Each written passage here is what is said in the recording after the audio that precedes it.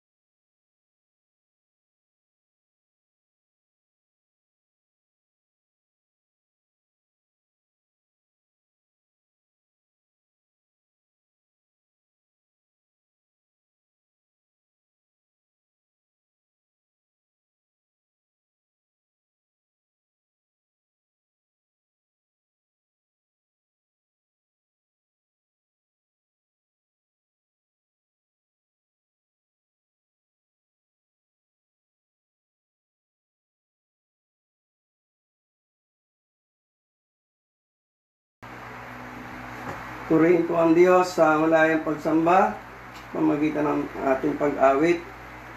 Babasahin ko po ang talata na ating pagbubulay-bulayan. Ang talataan na babasahin ko po ay sa 1 Corinthians chapter 1, verse 4 hanggang 9. Babasahin ko lamang po yung verse 7 at 8. Ganito po ang sabi ng banal na kasulatan. Therefore, you do not lack any spiritual gift as you eagerly wait for the Lord Jesus Christ to be revealed. He will also keep you firm to the end, so that you will be blameless on the day of our Lord Jesus Christ. Manalangin po tayo lahat. Ama, pinupuri ka namin, sinasamba ka namin at tinawalhati ka namin. Salamat, dakilang Diyos, sa pribileyo, sa kalayaan na kami makasamba sa karangalan ng iyong pangalan. Maraming salamat aming Ama at aming Diyos, sa pangalan mo po, Panginoong Jesucristo, sa pamatnubay mo, banal na Espiritu, salamat sa malayang pagsamba. Andin po namin, dakilang Diyos, samahan mo kami sa aming pagsamba. Tulungan mo kami, ikaw ang maparangalan namin sa aming kalagitnaan. Bilang paghahanda sa nalalapit na iyong pagbabalik, nananampalataya po kami sa nakikita namin sa kapaligiran sa buong mundo. Isa ito sa palatandaan na malapit ka nang bumalik. Nananampalataya kami, dakilang Diyos. Pangangasiwaan mo po kami at sa bawat makakarinig ng aming pag-aaralan, ilalagay mo po sa puso ng bawat isa upang kami magpatuloy na magtalaga ng buhay sa iyo. Hindi lang magtalaga, kundi magpapatuloy kami sa prinsipyo na nais mo sa buhay namin. Maraming pong salamat sa malayang pagsamba. Maraming pong salamat. Ito po ang aming dalangin na may pananampalataya sa banal na pangalan po ng aming Panginoong Jesucristo. Amen. Amen. Amen. Ang talatang itong binasa po natin ay isang kapahayagan ng pangako ng Diyos. Ang sabi niya po ay, therefore you do not lack any spiritual gift as you eagerly wait for the Lord Jesus Christ to be revealed. He will also keep you firm to the end, so that you will be blameless on the day of the Lord, on the day of our Lord Jesus Christ. At napakasarap at napakagandang tignan ang aral na ito ng Panginoon Jesucristo na ipinangangako niya sa bawat sa atin. Yung verse 1 po hanggang verse 3, ito po yung pagbati ni Pablo sa iglesia ng Corinto. Pero ito po ang pagtapos niyang batiin, meron kagad siyang therefore. Kaya nga, yamang bilang mananampalataya, ito ang ipinakikita niya sa atin lahat. At mula sa mga talatang ito, mula po sa verse 4 hanggang verse 9, ang topic natin pag-uusapan sa umagang ito ay isikapin ko po maging mabilis. Ang topic po natin, stand in God's promises. Panghawakan po natin ang pangako ng Diyos. Sa panibagong hamon sa atin, sa buhay na ito, bukas po, GCQ na po tayong lahat dito po sa NCR at sa kalaganapan sa buong Pilipinas at ilan na lamang po ang modified. Pwede nang pumasok sa trabahong iba, pero ang isang problema, wala pong transportation ang nakakarami. Bawal po ang jeepney. Sa EDSA, ang pwede pong pumasok sa sakyan, limitado lang. At ang pagsakay ng bus, point to point. Pero limitado rin ang pasahero. Pero salamat. Pero paglabas natin, siguradong laban tayo. Ito ang hamon sa atin. Alam naman natin na may virus pa. At wala pang gamot. Pero kailangan magtrabaho. Pero sabi ng ating presidente at ng kanyang mga tagapagsalita, pinagsabihan ng lahat ng employer, 50% lang ang kanilang pababalikin sa trabaho. Ibig po sabihin, maraming mawawala ng trabaho. O kung meron man, rotation ang trabaho. Kung walang trabaho, walang sweldo. At ito ang hamon sa atin lahat. Ibig sabihin, no work, no pay. Pero alam naman natin,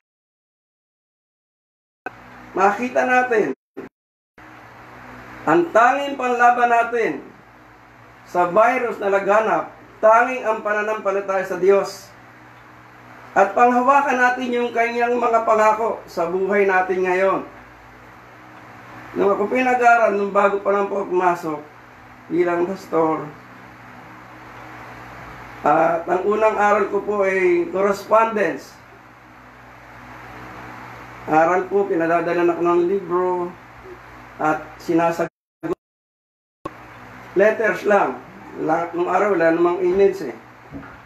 At sa mga turong natutunan ko po ay meron 32,000 pangako ang Diyos sa turo. Mahigit 32,000 promises as in the Bible. Napakasarap. Ang kailangan lang gawin natin, panghawakan natin ang mga pangako ng Diyos. At ang sabi dito sa ating pagbubulay-bulayan, kaya't hindi kayo nagkukulang ng anumang pagpapala habang hinihintay niyong bumalik ang ating Panginoong Kristo. Kaya gagawin niyang matatag. Ibig sabihin, kahit sa panahon ito, gagawin niya tayong matatag. Ang sabi po ng Biblia,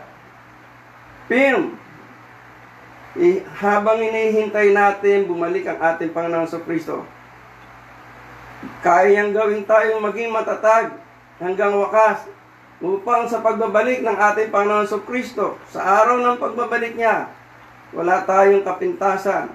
Ang sabi sa verse 9, tapat ang Diyos na tumawag sa inyo upang makipag-isa sa Kanya na sa Kristo na ating Panginoon. Mula dito, napakaganda ng pangako ng Diyos. Pagkapangako, lang yan. Hindi pa dumarating yan. Dito nakapaloob yung ating pananampalataya sa Diyos. At dalawang bagay lang po pag-usapan natin. Sa dalawang bagay na ito, nakapaloob talaga yung buhay natin. Tayong lahat, sa atin lahat. Ang una pong pag-usapan natin, abundance God's promises. Magmula po sa verse 4 hanggang verse 5, babasahin ko po yung talata. Hanggang verse 9 pong talata ang pag-usapan natin, kaya umpisa natin sa verse 4 hanggang verse 5. Ganito po ang sabi, lagi akong nagpapasalamat sa Diyos dahil sa mga pagpapalang ibinigay niya sa inyo sa pamagitan ng Kristo. Dahil sa inyong pakikipag-isa kay Kristo, kayo naging masagana sa lahat ng bagay at maging sa pananalita at kaalaman.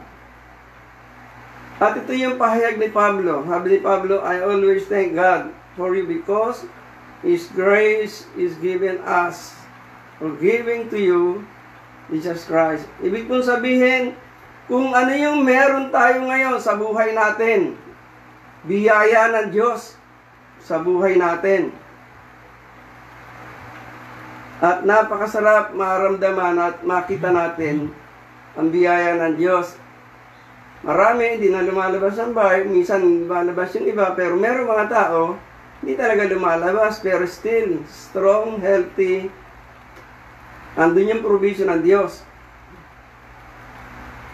Ibig sabihin po, lahat ng meron tayong biyaya, galing sa Diyos. Pero ibig sabihin po nito, pagka nakakasurvive tayo, ang ipinakikita dyan, yung salvation ng Diyos. Salvation dito sa lupa hanggang dun sa langit. Kasi pag inabutan tayo ng Diyos dito sa lupa na walang kapintasan, pagdating ni Kristo, kasama tayo papanig sa langit. Ibig sabihin, ang pinag-uusapan po natin, salvation dito sa lupa hanggang dun sa langit. At yun ang tinatawag na abundant process, yung masagana. na pagpapala ng Diyos na pinangako niya sa lahat ng tao. Ang sabi po ng Biblia, kaya sinabi ko po sa lahat ng tao, sa Titus chapter 1 sa verse 2, at binigyan sila ng pag-asa sa buhay na wala hanggan, bago pa likain ng sanlibutan. Ang buhay na ito ay ipinangako ng Diyos, kailanman hindi nagsinungaling. Ang pangako po ng Diyos sa lahat ng tao, God's promises is for all mankind, para sa atin lahat. Pero ang kailangan natin lahat, magdesisyon sa buhay natin. Lahat ng tao, tanungin mo sa Diyos ka, walang sasabing tao na hindi siya sa Diyos. Pag sinabi natin sa Diyos, magdidesisyon tayong lahat sa buhay natin ito. Kaya napakahalaga na makita natin ang pangako ng Diyos, salvation dito sa lupa. Pero hindi tayo sabihin salvation, hindi tayo magtatrabaho. Magtatrabaho pa rin tayo, hindi tayo magkakasakit pa rin. Pero nandun yung pagsusurvive ng Diyos. Wala naman tayo hindi nagkasakit, magkakaproblema pa rin, pero nandun pa rin ang provision ng Diyos. Pero maganda rito, kung tatandaan yung binasa natin sa verse 7 and 8, doon sa pagbabalik ni Kristo, bibigyan niya tayo ng katatagan para abutan tayo ng walang kapintasan. Para pagdating ni Kristo, malinis tayo, makasama tayo ng Diyos. Pero ito magandang makita natin. Dito sa verse 4 na ito, kailangan natin matamo yung promise ng Diyos. Kailangan nakakonect yung buhay natin sa Diyos lahat. It must accept Christ as Lord, as personal Lord and Savior of our life. And then we belong to Christ. Pagka hindi natin ginawa yan, ang diablo man nagko-confess din na si Christ ay the Messiah. Nananampalataya din. Sabi ng Bible yan. Sa James chapter 2 sa verse 19. Nanginginig pa. Pero hindi po sila. Nandito lang sa kanilang isipan lang yan. Kaya sa atin, dapat lahat ng tao sigurado.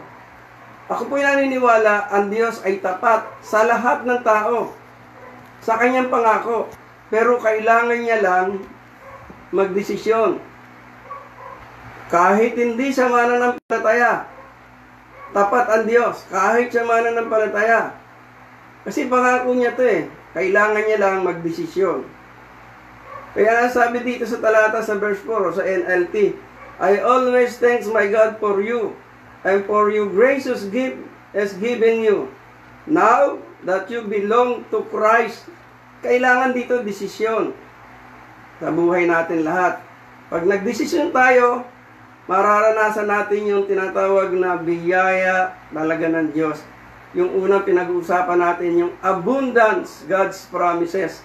Ibig sabihin, dito yun sa lupa. Dito pala, kaya natin maranasan. Protection ng Diyos, provision ng Diyos sa buhay natin. Ang sabi diyan ng John chapter 10, si Jesus ang may sabi. John chapter 10, sa verse 10.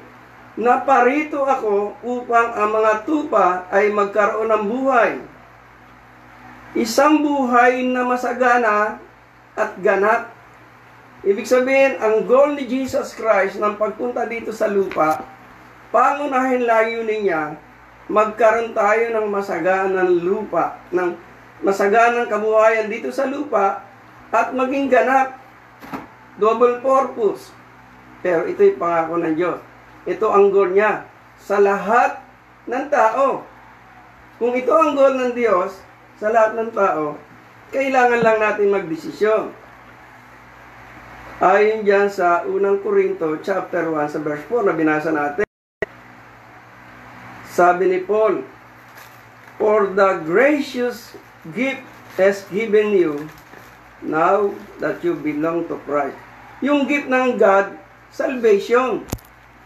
Dito sa lupa, hanggang sa langit, kailangan manampalataya tayo kay Kristo at magiging bahagi tayo. Ang sabi sa verse 5, dahil sa inyong pagkikipag-isa kay Kristo, kayo'y naging masagana. Ibig sabihin ng pangako, para maranasan natin yung kasaganaan sa mundong ito, ma-connect yung buhay natin sa Panginoon sa Kristo ay yung pangako eh. Abundant life sa buhay natin lahat. Ang kahalagahan lang dito, makita natin, yung bukal sa pusong pananampalataya sa Panginoong Hesus Kristo. Ulitin ko po yung verse 5. Dahil sa inyong pakikipag-isa kay Kristo, kayo'y naging masagana sa lahat ng bagay. Dito po yun. Tapos, maging sa pananalita at kaalaman. Ibig sabihin dito, yung lahat ng kailangan natin, yung paghahanda sa langit, ibinigay ng Diyos. Paano? Doon sa pagsasalita at sa kaalaman. Ang paghahanda sa langit, dapat merong maayos yung pananalita at may kaalaman tayo sa paghahanda sa gusto ng Diyos. Pero doon po natin tignan yung pakikipag-isa kay Kristo maging masagana. Ano ba ang kailangan natin sa mundo, dito sa lupa? Ang pinakamahirap ngayon, ang malalapit na pagbubukas ng paaralan. Kung may pera ka, hindi ganong mahirap. Pero nakakalungkot, pagdating sa public school, hindi lahat may kakayanan magpakabit ng internet. Hindi lahat may kakagayan bumili ng tablet para mag-aral sa bahay. At iyan ang isang suliranin na dumating sa ating mundo. Pero naniniwala ako, kung tayo'y makikipag-isa sa ating Panginoon Kristo, kaya niyang ibigay sa atin lahat ito. Sabi niya po sa verse 5, dahil sa inyong pakikipag-isa kay Kristo, kayo'y naging masagana. Hindi kulang, hindi eksakto, sobra. Pag sinabi yung masagana, labis yan eh. Sa lahat ng bagay. O sabihin na natin yung eksakto, hindi labis. Kung meron tayong pangangailangan, meron talaga. Ang kailangan natin lahat, kasi marami naman tao talaga, nasa loob ng simba, nagsisimba, kasi religyoso. Religious man, pero in totoo, wala pang connection sa Panginoon sa Kristo. Hindi niya pa nagagawang makapagkasundo, makipag-isa sa Panginoong Kristo. Pero kung hindi niya magagawa yon, yes, nananatili siyang buhay dito, pero napakaraming suliranin. Kahit siya po ang pinakamayaman. O pansinin niyo po, siya sa pinakamayaman sa ating bansa. Pinagagana, paumanin. Pansinin niyo po ang nangyayari sa Channel 2. Sino nag-aaway-away? Tahimik lang ang may-ari ng Channel 2. Pero mga congressman nagkakagulo. Bakit sila magkakagulo? Igagawin lang nila yung batas. Dapat madaling maisip yan eh. Wala, umaatin lang ng hearing yung may-ari ng o yung presidente ng Channel 2. Pero nagkakagulo ang mga congressman. Eh, simple lang naman yung batas. Nababasa naman nila, naiintindihan nila. Ang problema nga, naniniwala lang sa Diyos. Sabihin natin nananampalataya, pero hindi nakikipag-isa sa Panginoon Kristo. Hindi lahat ng nananampalataya nakikipag-isa kay Kristo para maranasan natin ang masagana. Ibig sabihin, ito po yung kailangan natin lahat dito sa mundo. Yung everyday need, kayang sustain ng Diyos sa buhay natin lahat. Kaya may sakit ka, sino bang taong walang sakit? Kahit nga yung bagong panganak, nagkakasakit eh.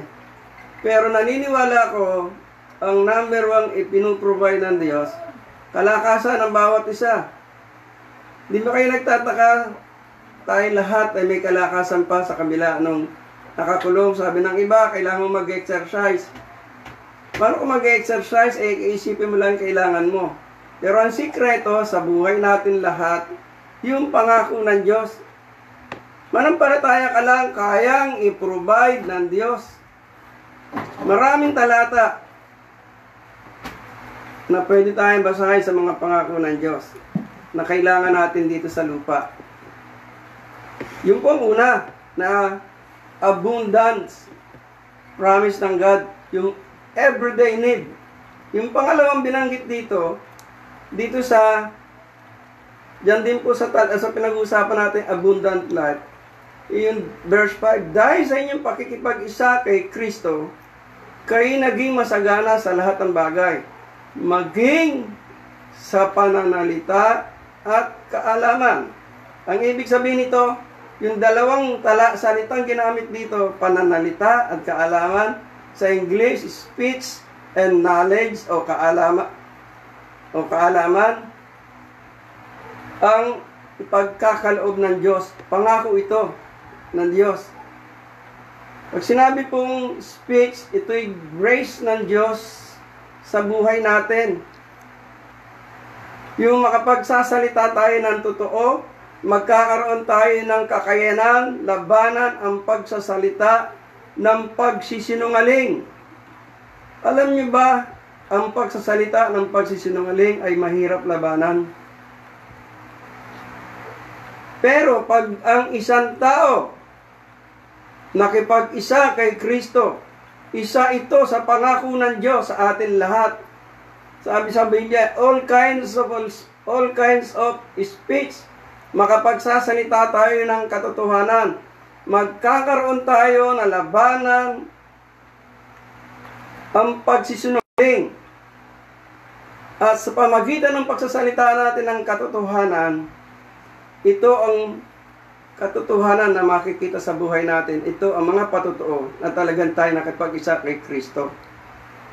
At ang bawat salitang lumalabas sa atin ay yung word of encourage, hindi discourage. At yan ang talagang nakapaloob sa buhay ng isang nakipag-isa kay Kristo sa ating Panginoon.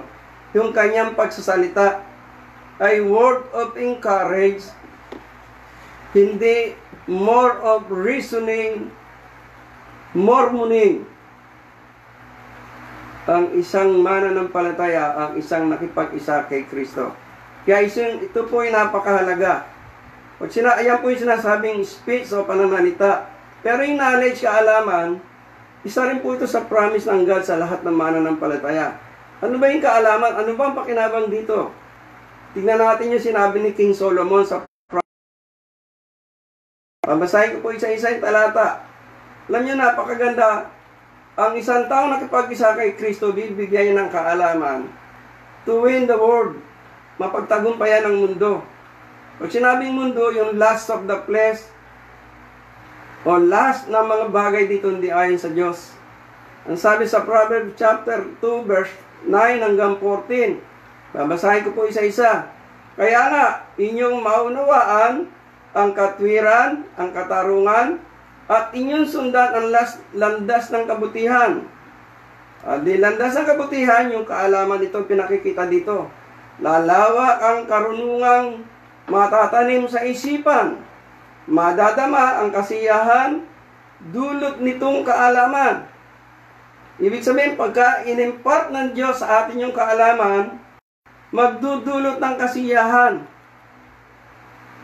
sa buhay natin. Ang magtamong kaalaman sa iyo, ang mag-iingat, ang unaway malilihis sa likong landas. Ibig sabihin, pagka nagkaroon tayo ng kaalaman, maintindihan natin yung mali, tutulungan tayo ng Diyos na sa mali. Di naman kayang umiwas ang tao sa mali eh. At yan ang magandang abundance promises ng God sa buhay natin.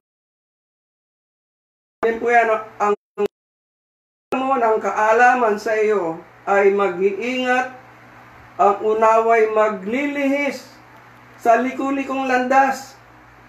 Yung buhay na tinatahak na mali, may iwasan pagka meron na tayong kaalaman mula sa Diyos. Sa verse 12, ilalayo ko nito sa masamang pamumuhay at doon sa mga tawang nais ay kaguluhan. Ibig sabihin, kung titignan natin ito, ito yung provision ng God.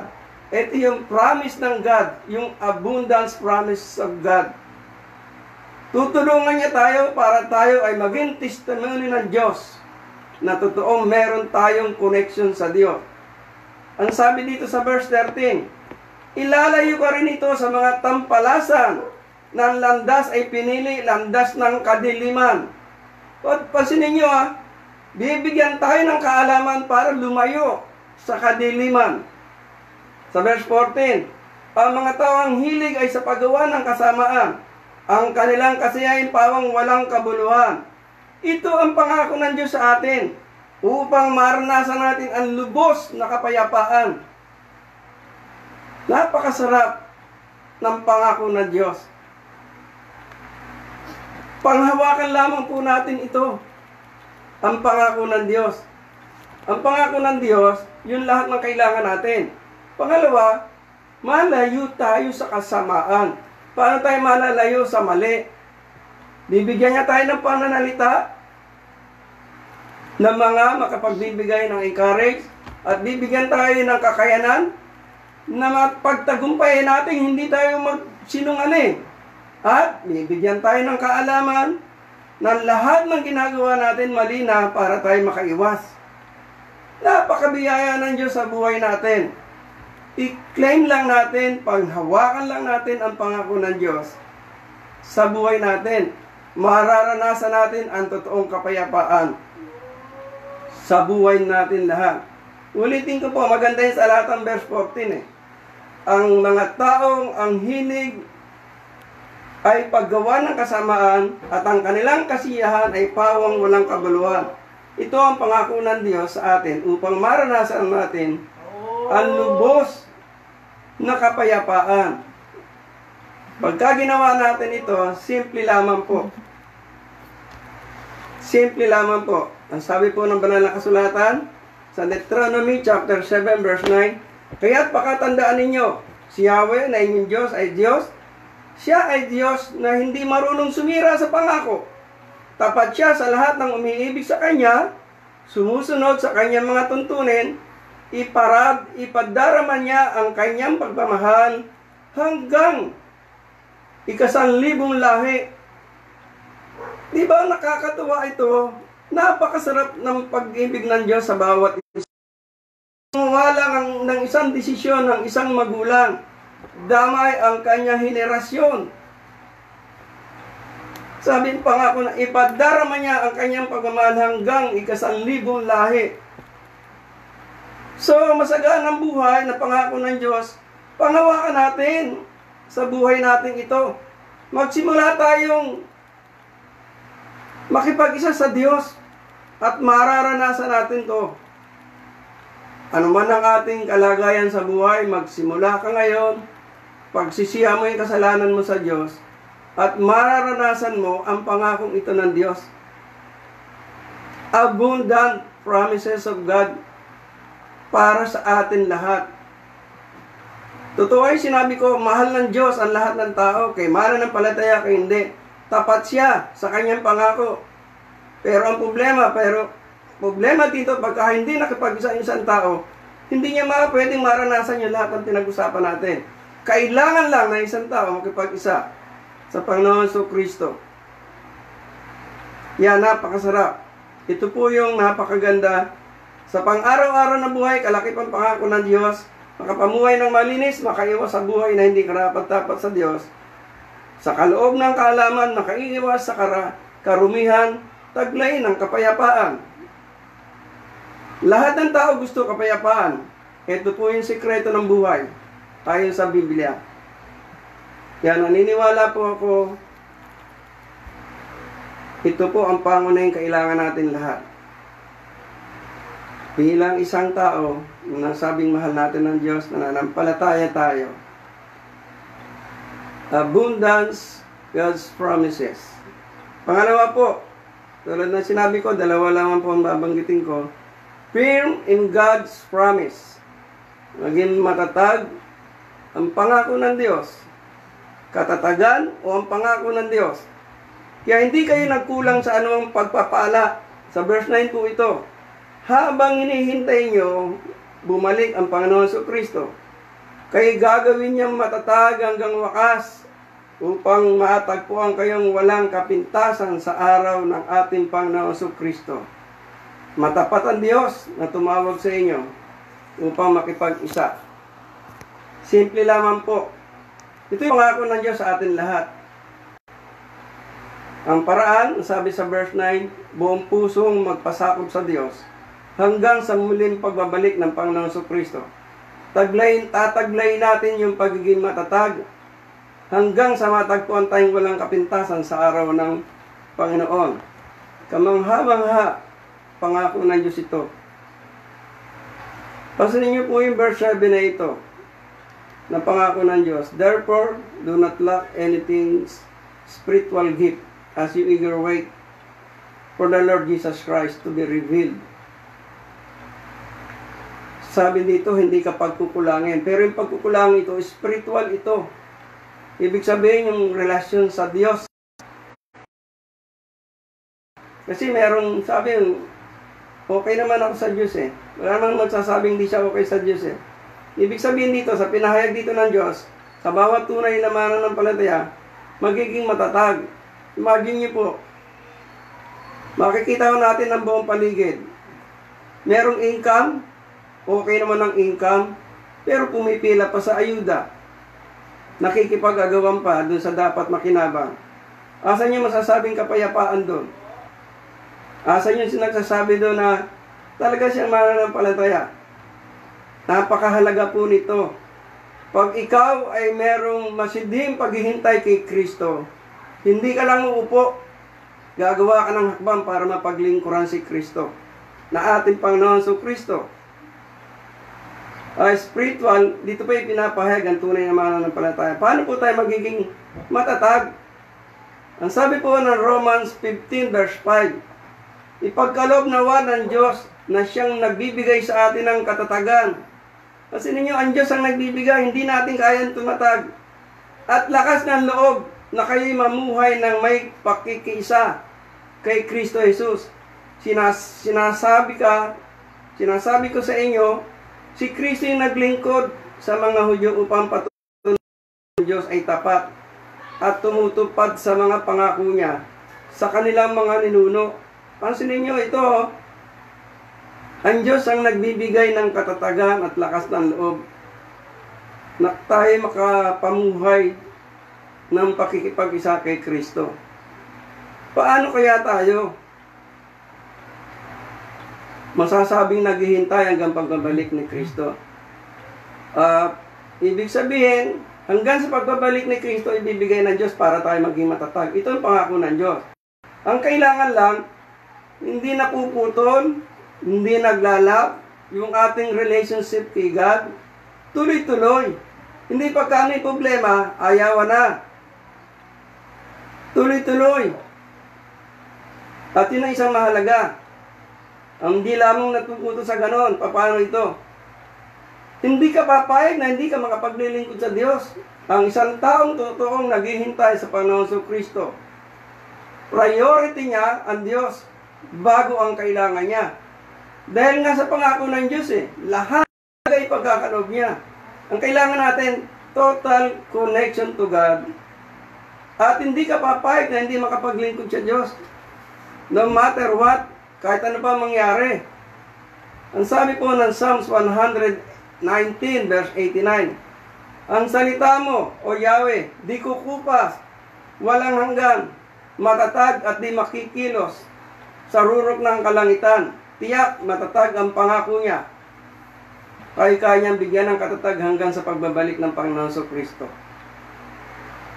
Paano gagawin po natin?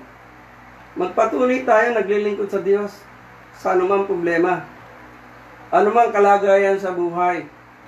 Alam niyo, nakakalungkot sa maraming mananampalataya. Nag-pandemic lang, hindi lang nakapunta sa simbahan. Alam niyo, nagbukas ako ng Google, tinignan ko yung, nasa mapa da kasi yung church ng Kaunlaran Nung mabasa ko sa mapa, temporary close, IRM. Siyempre, malulungkot ako, temporary close.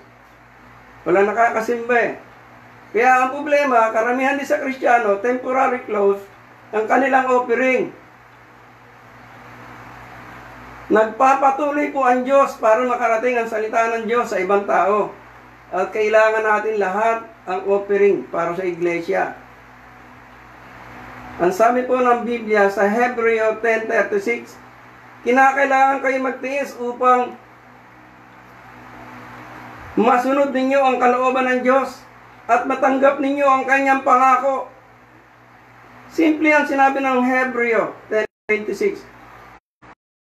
Kayo magtiis upang masunod ang kalooban ng Diyos at matanggap ninyo ang kanyang pangako. Ang pangako ng Diyos hindi babaksak lang.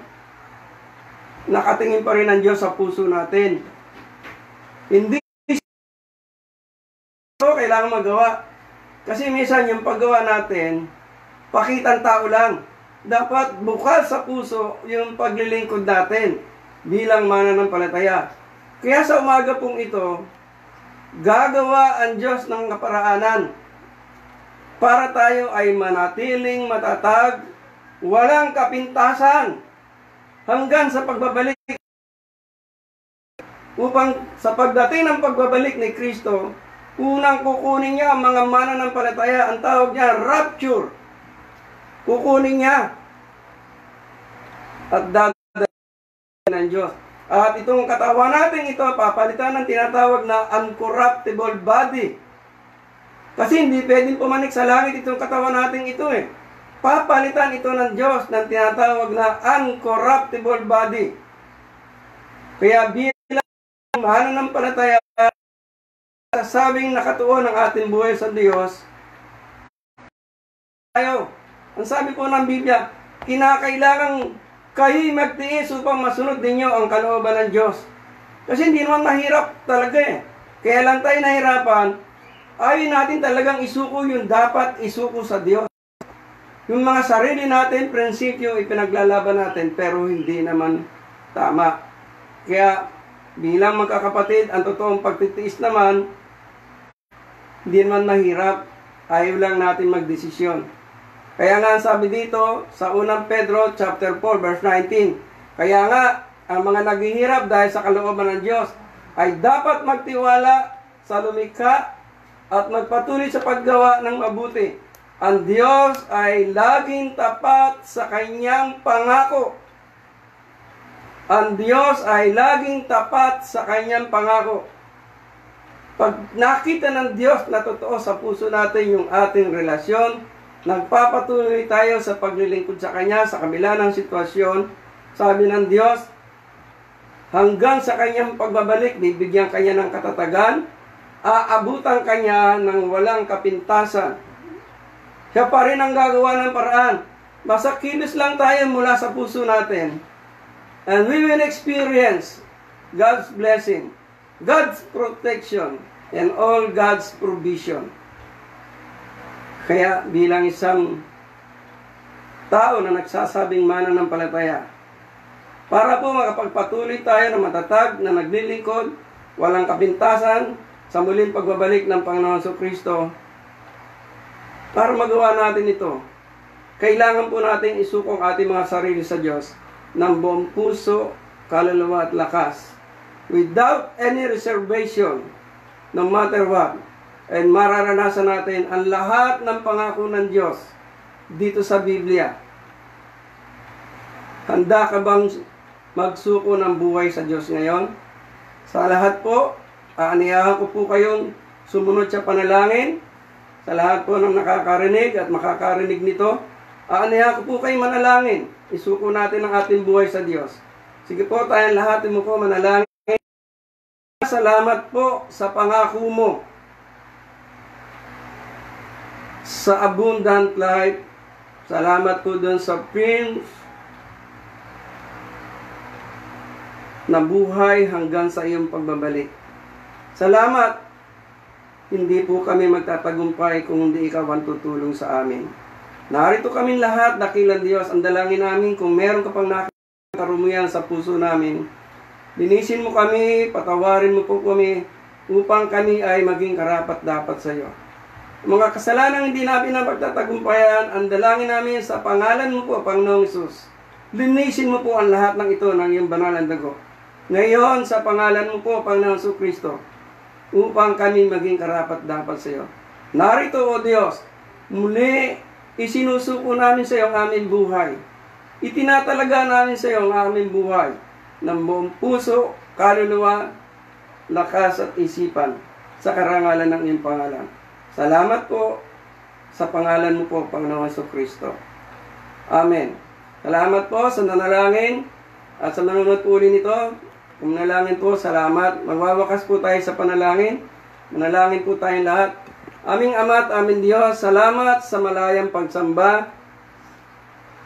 Salamat sa mga pangako mo na nagbibigay ng kalakasan sa amin. Tulungan mo po kami na sa aming pagsasalita, magbigay ng kasiglahan, kalakasan sa bawat makakarinig ng aming salita. Salamat sa kaalaman na mapagtatagumpay namin yung mali sa ikararangal ng iyong pangalan. Salamat po. Ikaw ang tutulong upang kami matagpuan mo nang walang kapintasan. Ama, ang dalangin po namin, pagpalain mo po ang iglesia ng Kaunlaran. Nananampalataya po kami, lubusan mo pong pagpapalain ng iglesyang ito ang buong kapatiran. Inaalala po namin ang isa naming kapatid sa iglesia na ngayon ay nasa paggamutan ng Tondo General Hospital. Sa po ay nakakumpine. Ang dalangin namin, dakilang Diyos, si Brother John Tupas, yung total healing, iparanas mo po sa Kanya. Sa pangalan mo po, Panginoon Jesucristo, sa ikararangal ng iyong pangalan. Pagpalain mo rin po ang lahat ng aking mga kapatid, ayon sa kanilang pangailangan, at ingatan mo po sa anumang uri ng virus o anong harm sa paligid namin. Samahan mo po sa pagbabalik sa trabaho ang lahat ng aking mga kapatid. Ikaw ang mangunguna, mga ngasiwa. Salamat din po sa patuloyan po ng pangangasiwa mo po sa aming pamilya. Doon po sa prayer po namin. Salamat sa pangunguna mo po. Ama, pagpalain mo po ang lahat. Git, ang aming Pangulo, pagpalain mo po siya, bigyan ng kalusugan, kalakasan, ang Pangulong Rodrigo Duterte, ang Pangulo po ng Pilipinas. Samahan mo po siya, gabayan, ingatan, sangkapan ng kaalaman mo. Nakita po namin yung kanyang pagsisikap na matulungan ang mamayanan ng Pilipinas. Mamagitan ka po sa kanya, dakilang Diyos. Ama, salamat po sa kanya. Salamat, pagpapalain mo po ang aming presidente, mga cabinet member, ang mga senator, ang mga congressman, governor, mayor, hanggang sa barangay. Pagpalain mo po silang lahat. Salamat po sa pagtugon nila sa kanilang tungkulin. Salamat din po. Tutulungan mo po ang mga doktor, nurses, lahat po ng frontliner. Iingatan mo po sila lahat at pagpapalain. Salamat po sa mga doktor na tumutuklas ng gamot. Sangkapan mo po sila ng karunungan at kaalaman. Makatuklas po sila ng gamot para sa COVID-19. Nananampalataya kami. Ikaw po ang tutulong sa kanilang lahat. Maraming pong salamat. Sinamahan mo kami sa pagsamba. Salamat po. Pinagpala mo kami lahat at ikaw ang magbabasbas sa bawat isa sa amin. Maraming pong salamat sa pangalang banal ng aming Panginoong Hesus. Amen.